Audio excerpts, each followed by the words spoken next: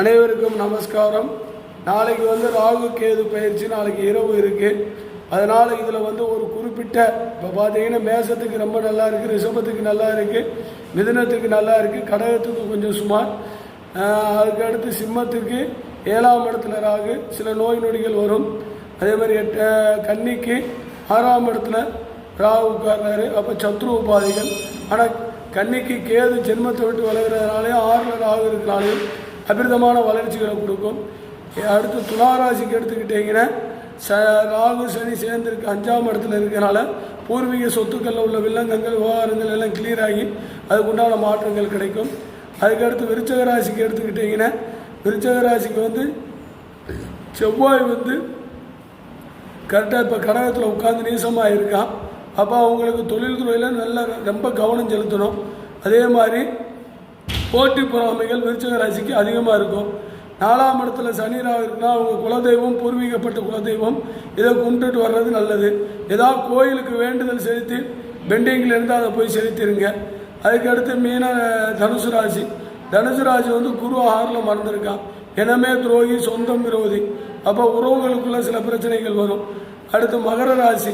மகர ராசிக்காரங்களுக்கு சனி 2ஆம் இடத்துல இருக்கிறால் அபிரிதமான வளர்ச்சி. ராகு 2ல் இருக்கிறனால அரசாங்க உத்தியோகம், அரசாங்க சம்பந்தப்பட்ட தொழில்கள் இதிலெல்லாம் நல்ல மாற்றங்கள் முன்னேற்றங்கள் அறியும்.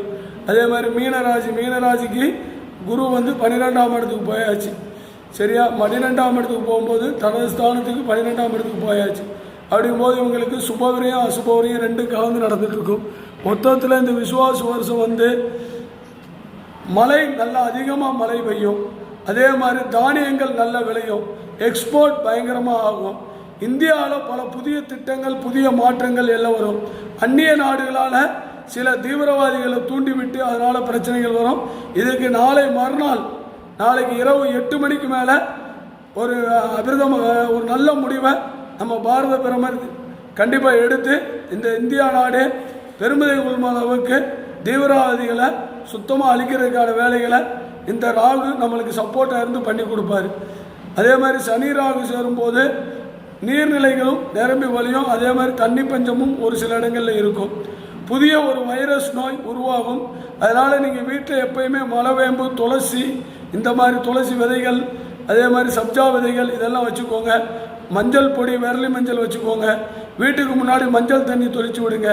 எல்லோரும் இந்தியா இந்த இக்கட்டான காலத்திலிருந்து விடுதலாகி இக்கட்டான சூழ்நிலையிலிருந்து வெளியே இந்தியாவுக்கு பெருமை சேர்க்கணும்னு சொல்லி நம்ம நாடு வெற்றி அடையணும்னு சொல்லி எல்லோரும் பகவான்